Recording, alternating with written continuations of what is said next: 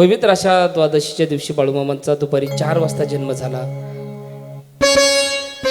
लेकरू लहानचं मोठं होऊ लागलं. पाची झाली, बारी झाली. पाहता पाहता बारशाचा दिवस उजाडला. बारशाच्या दिवशी नाव काय ठेवावं, नाव काय ठेवावं म्हणून बाळाप्पा नाव ठेवलं. बोला बोला बाळूमामाच्या नावानं बाळाप्पा नाव ठेवलं. बाळाप्पा लहानचा मोठा होऊ लागला. पण बाळाप्पाचं जीवन असं होतं महाराज, बाळाप्पा नव्हते, बाळूमामा होते. बाळाप्पा लहानचं मोठं होऊ लागले. लहानचं मोठं होत असताना लेकराचे आनंद खोडे असतात महाराज. जसं की आता माझ्या लेकरानं खाली बसायला पाहिजे होतं, आले की नाही स्टेजवर. अशा लेकराचे आनंद खोडे असतात. सगळे लेकरं त्या ठिकाणी विटू दांडू, चेंडू लगोऱ्या, हमामा, हुतुतू, चेंडू फळी असा खेळ सगळे लेकरं खेळू लागले महाराज. सगळे लेकरं समोर पळायला लागले. बघा माझ्या बाळूमामाचं, सगळे बाळूमामाच्या बरोबरीचे लेकरं चालत असताना पळत असताना समोर पळायचे. पण बाळूमामा असे होते, ते पाठीमागच्या दिशेनं पळायचे. पाठीच्या दिशेनं. आपल्या सगळ्याला समोरचा गिअर असतो, बाळूमामाचा रिवर्स गिअर होता. एखाद्यानं विचारलं, अरे हे लेकरू येडे आहे का? सगळे लेकरं समोर पळतात आणि हा बाळाप्पा माग माग पळतो. सगळे लेकरं झाडाच्या खाली खेळायचे, झाडाच्या खाली. आणि हा बाळाप्पा झाडाच्या शेंड्यावरती जायचा, झाडाच्या शेंड्यावरती. झाडाच्या शेंड्यावरती जाऊन त्या ठिकाणी बसायचा, झाडावरती झोपायचा. सगळे लेकरं झाडाच्या खाली खेळायचे. असं एखाद्यानं सांगावं, अहो सुंदराबाई, मायाप्पा, अहो तुमचा मुलगा बघा तो बाळाप्पा. अहो काय झालं? अहो सगळे मुलं त्या झाडाखाली, झाडाच्या सावलीला खेळतात आणि तुमचा मुलगा झाडाच्या शेंड्यावरती जाऊन बसलाय. आई असते महाराज, आई. सुंदरामातीनं धावत धावत यावं बघावं, अरे बाळाप्पा झाडाच्या शेंड्यावर, अरे सावलीत खेळ ना. अगं आई तुला सांगू बघा बाळाप्पा काय म्हणायचे. आई अगं माझा वाडा सुद्धा इतक्याच उंचीवरती राहील. त्यावेळेस बोलले माझे बाळूमामा, अगं आई मी जितक्या झाडाच्या शेंड्यावरती येऊन बसलोय ना, इतक्याच उंचीचा माझा वाडा असेल आणि माझ्या वाड्यामध्ये येणारा प्रत्येक दुःख्याला मी सुखी केल्याशिवाय राहणार नाही. अरे जाऊ दे रे बाळा, खाली बाळाप्पाने खाली यावं. दुसऱ्या दिवशी पुन्हा लेकरामध्ये खेळायला जावं. सगळ्या लेकरांना कुठंतरी त्या ठिकाणी एखादी गादी बघावी, एखादं पोतडं बघावं, एखादी वळकटी बघावी आणि त्या वळकटीवरती झोपावं. पण या बाळाप्पाचं कसं होतं बघा ना. बाळाप्पा वळकटी बघत नव्हते, गोदडी बघत नव्हते, गादी बघत नव्हते, घोंगडी बघत नव्हते. बाळाप्पा काय बघायचे? म्हणजे बाळाप्पा बघायचे कोणी कुठं त्या ठिकाणी काट्याचा फास तोडून ठेवलाय का. मग कोणी जर काट्याचा फास तोडून ठेवला असेल तर त्या फासावरती जाऊन बाळाप्पा झोपायचे. गाय पुन्हा कोणीतरी त्या बाळाप्पाच्या आईकडे बापाकडे जाऊन सांगा, ओ मायाप्पा, अहो सुंदराबाई, अहो तुमचा लेकरू ते खुळ आहे, वेडा आहे, तो त्याला काहीच कळत नाही का.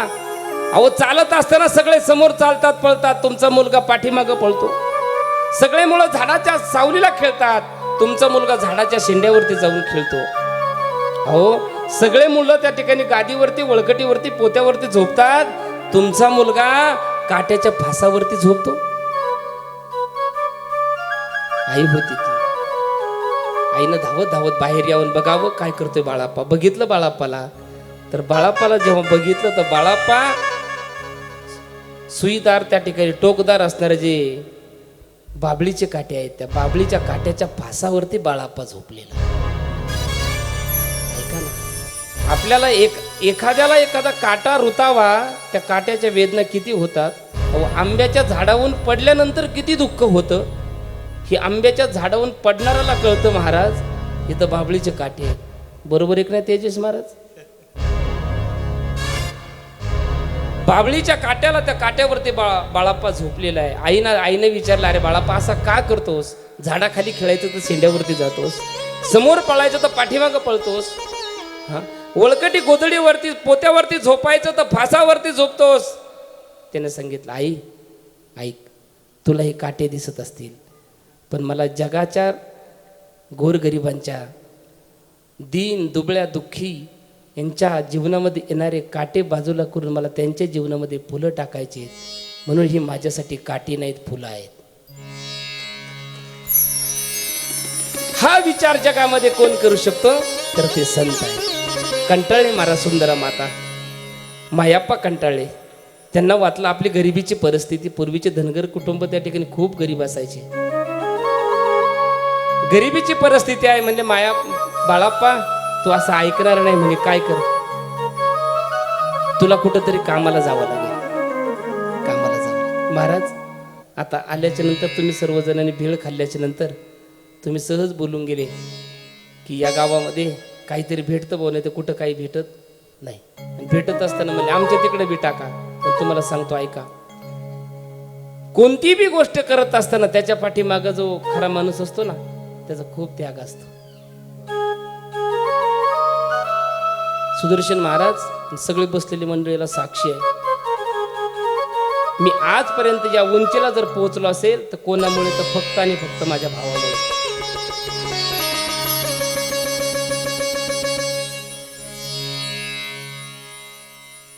एक वेळचं अन्न मिळेल का नाही मिळेल माहित नाही. माझ्या बापानं कधी मिरची संग भाकरी खाल्ली असेल, तर कधी मिठाबरोबर भाकरी खाल्ली असेल, पण आम्हाला संस्कारामध्ये कधीच कमी पडून दिलं नाही. हीच आमच्या बापाची श्रीमंती.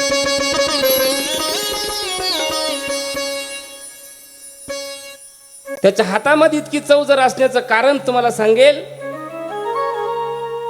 वयाच्या 9व्या वर्षी आपला मोठा भाऊ शिकावा म्हणून शाळा सोडून देऊन त्या ठिकाणी हॉटेलमध्ये काम करणारा माझा भाऊ आहे. मी पोस्ट ग्रॅज्युएट पर्यंत शिक्षण माझं झालं असेल याचं कारण फक्त माझा भाऊ आहे. मी आळंदीला गेलो असेल, भारतामध्ये एक तीर्थक्षेत्राला मी 25 वेळा गेलो असेल, याच्या पाठीमागं फक्त आणि फक्त माझ्या भावाचे कष्ट आहेत. माणसं गाणं म्हणतात, मित्र वनवयामध्ये गारव्यासारखा, पण माझ्या जीवनामध्ये माझा मित्रही भाऊ आहे आणि माझा पाठीराखा सुद्धा भाऊ आहे. वयानं लहान आहे पण कर्तृत्वानं खूप मोठा आहे. आज त्याची साथ नसती तर मी या जागेवर बसलो नसतो महाराज. मलाही कुठंतरी काम करावं लागलं असतं. 3 बहिणी माझ्यासाठी शिकले नाही, माझा भाऊ माझ्यासाठी शिकला नाही आणि मी काही जास्त शिकलो नाही. पण संत कृपा काय असते ना, इथं बसल्याच्या नंतर ज्याला त्याला येत असते. बरेच माणसं म्हणतात तुम्ही काहीच करत नाही. मी म्हणलं मी करतही काहीच नाही, मला कमी काहीच पडत नाही. सुदर्शन तेजस महाराज खरी परिस्थिती आहे. आम्ही दोघंही नवरा बायको घरीच बसून असतो, पण कधीच आम्हाला कोणत्या गोष्टीची कमीच पडत नाही. कुठून येतं काही माहित नाही, भगवंत देतो. बोला बोला बाळूमामाच्या नावानं. तसं त्या ठिकाणी आता सुंदरा मातेने मायापणं सांगितलं, बाळाप्पा तू काय चांगला राहत नाही म्हणे, तुला आता कोणातरी त्या सावकाराच्या त्या ठिकाणी शेठजीच्या घरी तुला आता कामाला ठेवलं जाईल म्हणे. त्यावेळेस माझ्या मायाप्पाचं मायाप्पानं बाळाप्पाला सांगितलं आणि बाळाप्पाचं वय त्यावेळेस 4 वर्षाचं होतं. बघा ना किती वर्षाचं महिला मंडळ, 4 वर्षाचं. 4 वर्षाचं वय असणारे बाळाप्पाला मायाप्पानं हाताला धरलं आणि एक त्या ठिकाणी असणाऱ्या चंदूशेठ नावाच्या सावकाराकडे कामाला ठेवलं. चंदूशेठ नावाच्या सावकाराकडे कामाला ठेवल्याच्या नंतर त्या सावकारानं त्या ठिकाणी ठेवल्याच्या नंतर त्या सावकारानं बाळाप्पासाठी एक जेवणासाठी एक थाळी दिली, एक तांब्या दिला. पण ती थाळी अशी होती ना महाराज, त्या थाळीला सुद्धा काय होतं, छिद्र होतं महाराज, छिद्र. राहण्याची व्यवस्था गोठ्यामध्ये, जनावराच्या गोठ्यामध्ये, कोणाची जगाच्या मालकाची राहण्याची व्यवस्था गोठ्यामध्ये. अरे किर्र असणाऱ्या अंधारामध्ये त्या ठिकाणी माझ्या बाळापाने जावं आणि हजारो सूर्याचं तेज असणारा जो प्रकाश आहे तो प्रकाश त्या ठिकाणी त्या गोठ्यामध्ये निर्माण व्हावा एवढी ताकद माझ्या बाळापाची होती. एक दिवस रात्रीची वेळ होती. रात्रीच्या वेळेला त्या ठिकाणी गोठ्यामध्ये प्रकाश कशाचा म्हणून चंदूलाल शेठची आई त्या ठिकाणी गेली. आईनं बघितलं गोठ्यामध्ये प्रकाश कशाचा आहे. पाहिलं ती जेवणासाठी दिलेली जी थाळी आहे त्या थाळीमधून तिला दिसलं तर खऱ्या अर्थानं त्या ठिकाणी हजारो सूर्याचं तेज असणारा प्रकाश त्या थाळीमध्ये कोणाला दिसला? चंदूलाल शेठच्या आईला दिसला. बाळाप्पा झोपलेले असताना त्यावेळेला त्या जागेवरून चंदूलाल शेठच्या आईनं ती थाळी उचलली आणि आपल्या घरामध्ये नेली. महाराज बाळाप्पा सकाळी झोपेतून उठल्याच्या नंतर पाहिलं अरे माझी जेवणाची थाळी. विचारलं शेठजी अहो माझी जेवणाची थाळी कुठं आहे? शेठजीनं सांगितलं मी काही तुझी जेवणाची थाळी बघितली नाही. शेठजीच्या आईला विचारलं म्हणले आई साहेब माझी जेवणाची थाळी. आईनं सांगितलं मी तुला जेवणाची थाळी कोणती देते? नवीन देते.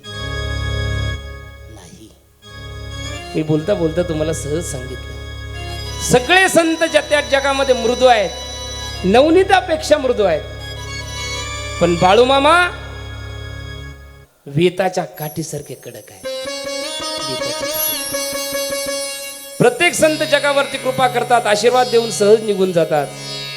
ज्ञानोबाला जगाने दगड मारली हो, शेण फेकून मारलं, मधुकरी दिली नाही, पण जगाचं कल्याण ज्ञानोबारायांनी केलं. मुखातून शब्द कुठं काही आला नाही. पण कलियुगामध्ये महान असणारे जे संत बाळूमामा कोणाला सुद्धा माफ करत नाही. महाराज बाळूमामानं चंदूलाल शेठच्या आईला सांगितलं आता मला तुझ्या घरी काम करायचं नाही. चंदूलाल शेठचं काम सोडून दिलं. बाळाप्पा पुन्हा आपल्या घरी आले. आल्याच्या नंतर त्या ठिकाणी बाळाप्पा राहू लागले. राहत असताना सांगितलं अरे तू का आलास, का काम सोडलंस, बरं होत आपली गरिबी परिस्थिती. बाळाप्पाने सांगितलं मी कामाला जाणार नाही. नाही म्हटल्याच्या नंतर त्या ठिकाणी आता बाळाप्पा पुन्हा खेळायला लागला मुलामध्ये. ते आई वडिलांना सुंदरा मातेला आणि मायाप्पाला काही पटेना. त्यांना सांगितलं आता एक कर, तुझी बहीण गंगू आहे, त्या गंगूचा विवाह झालेला आहे आणि आता एक काम कर म्हणे. तू काय कर, तू आपले बरेच लेकरं असतात बरं का असे जे जर आपल्या घरी सुधरत नसले ना काका तर बरेच माणसं म्हणतात तू बहिणीकडे जा तिथे सुधरशील, दुसऱ्याच्या घरी जा तू सुधरशील.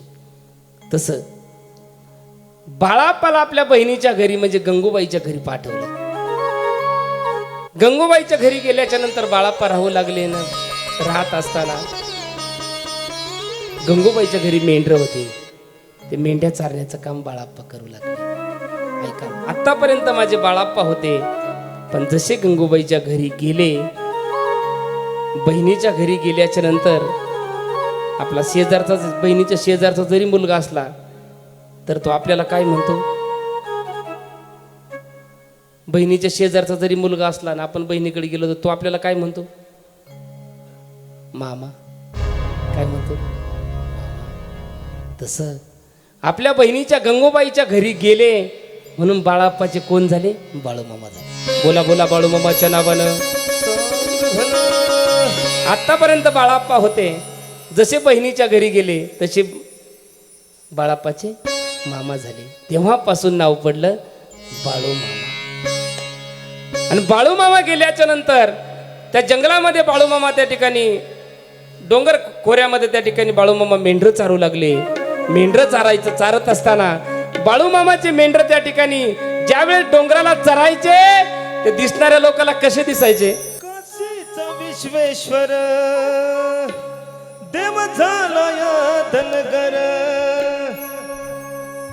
काशीचा विश्वेश्वर देव झालाय धनगर, कमळ घेऊन या कांद्यावर बकरी घोडी राखी तो देव बाळूमामा जगाच्या पाठीवर. घोडी देव राखी तो बाळूमामा जगाच्या पाठीवर.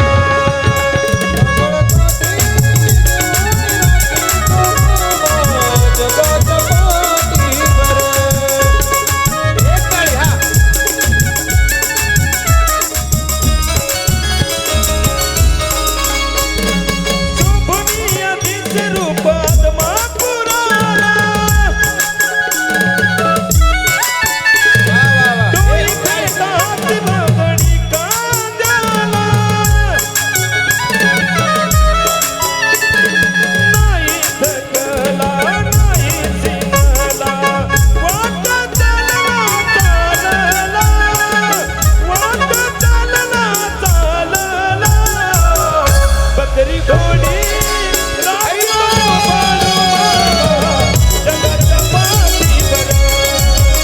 मी याच्यासाठी सांगतो, महिला मंडळ, पुरुष मंडळ ऐका, तुम्ही भाग्यवान सर्व मंडळी आहात. लेकराला पहा, तुम्ही भाग्यवान याच्यासाठी आहात, अख्ख्या महाराष्ट्रामध्ये, अख्खा महाराष्ट्र ज्यावेळेस कथा बघल त्यावेळेस महाराष्ट्रामध्ये कोणी म्हणेल पहिली कथा कुठं झाली? श्री काळनाथ हनुमान देवस्थान रांजणी या ठिकाणी झाली. तुम्ही बसलेले सर्वजण भाग्यवान आहात म्हणून इथपर्यंत आलात. बरं, बरेच अभागी माणसं असतात, त्यानं दिवसभर घोकवलंय, आज दिवसभर काम करायचंय आणि संध्याकाळी आपल्याला कथेला जायचंय, नाही येता येत महाराज त्याला. का? त्याच्या प्रारब्धात नसतं महाराज इथपर्यंत येणं. पण तुम्ही शेतकरी माणसं दिवसभर कष्ट केले महाराज, आता गोदडीवरती पडलं की झोप लागल, पण या अवस्थेत जांभळ्यात इतकं होईना पण तुम्ही कथा ऐकता. या मंगल वातावरणामध्ये त्या ठिकाणी बाळूमामा डोंगराला त्या ठिकाणी मेंढऱ्या आणि बकरं चारू लागले. आपले बरेच सवंगडी बाळूमामाने बरोबर घेतले, खेळ खेळू लागले. बाळूमामाचं मात्र तेच आहे, सवंगडी बरोबर असताना बाळूमामा त्या ठिकाणी एका विहिरीवरती गेले. एवढा प्रसंग सांगायचा ना आपल्याला कथेला विराम द्यायचा आहे. प्रसंग त्या ठिकाणी विहिरीवरती गेले, विहिरीवरती पाय सोडून बसले बाळूमामा. विहिरीचं पाणी बघितलं, खूप खोल होतं, खूप खोल होतं. सवंगडीने सांगितलं, अरे मामा, अरे तहान लागली, पाणी प्यायला पाहिजे, तहान लागली, पाणी पाहिजे. मामानं सांगितलं, गड्या हो, पाणी लईच खोले का रे? म्हणले, हो ना मामा, पाणी लई खोले, प्यायचं कसं? म्हणजे नाही मामा, पेता नाही यायचं. सगळे सवंगडी बाजूला निघून गेले. डोक्यावरती त्या ठिकाणी गुलाबी रंगाचा फेटा मामाने परिधान केलेला आहे. भरजरी शुभ्र रंगाचं धोतर त्या ठिकाणी मामाने परिधान केलेलं आहे. अंगावरती भरजरी त्या ठिकाणी पांढऱ्या रंगाचा शुभ्र शर्ट त्या ठिकाणी मामाने परिधान केलेला आहे. कपाळावरती चंदनाचा टिका लावलेला. पायामध्ये त्या ठिकाणी कर कर कर करणारी प्युअर कातड्याची कोल्हापुरी चप्पल आहे. शबास, कोल्हापुरी चप्पल आहे. मामाने त्या विहिरीमध्ये पाय सोडलेत आणि मामा त्या विहिरीमध्ये त्या ठिकाणी पाहत असताना तितक्यात दोन त्या ठिकाणी साधू समोरून येत आले. देवदूत त्या ठिकाणी समोरून येऊ लागले. साधू समोर आले आणि आल्याच्या नंतर त्यांनी सांगितलं, अरे बालका, पाणी आहे का? पाणी प्यायचंय. मामाने सांगितलं, आहे ना विहिरीमध्ये. अरे विहिरीत आहे, पण आम्ही म्हातारे झालो तर आम्हाला खाली जाणं शक्य नाही. मग आम्हाला पाणी, म्हणजे पाणी, तू आम्हाला पाणी पाजतो का? बघा, ही मामाच्या जीवनातली पहिली भगवंताने पाहिलेली सत्व परीक्षा. सामान्य जीवनामध्ये, आपल्या जीवनामध्ये सत्व परीक्षा घडेल यात नवल नाही, पण देवानं सुद्धा बाळूमामाची सत्व परीक्षा पाहिली. त्यावेळेला मामानं सांगितलं, हो काय काय हरकत, मी पाजतो म्हणे तुम्हाला पाणी. आणि इतकी असणारी अवघड विहिरीमध्ये बाळूमामा खाली उतरले आणि खाली उतरून असणाऱ्या त्या साधूला पाणी पाजलं. आणि पाणी पाजल्याच्या नंतर त्या ठिकाणी त्या साधूनं माझ्या सद्गुरू बाळूमामांना आशीर्वाद दिला. पाणी पाजलंच बघ, अवघड विहिरीचं होतं. मामांच्या आरतीमध्ये याचा उल्लेख आले बघा, अवघड विहिरीचे पाणी पाजले. आणि देवदूताने त्या ठिकाणी बाळूमामाला आशीर्वाद दिला आणि सांगितलं, धनगर कुळामध्ये जन्माला आलेला तू बाळू नावाचा एक, बाळाप्पा नावाचा एक सदग्रस्त आहे, एक संत आहेस. पुढे चालून तू बाळूमामा झालास. पण ऐक, आज तू आम्हाला, आम्ही तानेने व्याकुळ झालेलो असताना जर तू आम्हाला जर पाणी पाजला असतील तर ऐक, आजपासून इथून पुढच्या काळामध्ये तुझ्या मुखामधून निघणारा शब्द, हा शब्द भगवंताला सुद्धा मोडता येणार नाही. म्हणजे बाळूमामाने विचारलं, म्हणजे याचा अर्थ काय? अरे याचा अर्थ म्हणजे असा आहे की तुला वाचा सिद्धी प्राप्त होईल. तेव्हापासून बाळूमामांना वाचा सिद्धी प्राप्त झाली. हे देवदूतांनी दिलेला आशीर्वाद आहे.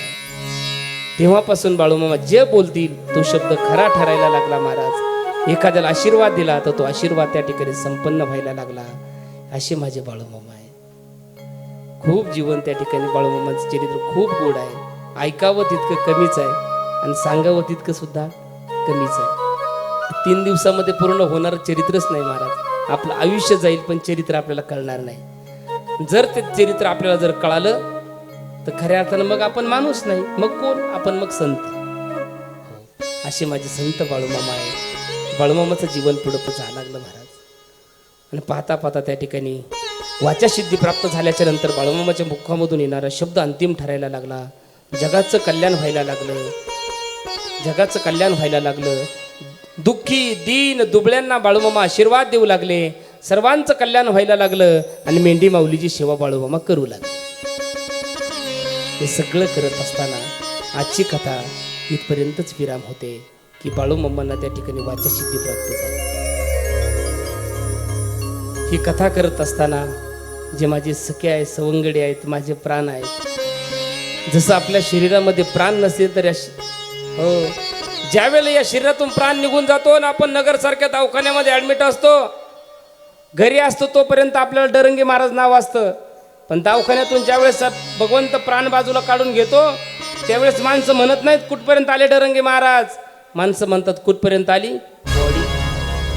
लक्षात ठेवा.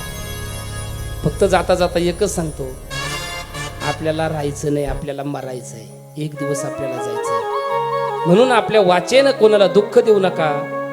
आपल्या वाचेनं कोणाला दुःख देऊ नका. आपल्या वाचेनं कोणाला दुःख देऊ नका. ऐका ना, मी बोलता बोलता महाराज तुम्हाला सहज बोलून गेलो.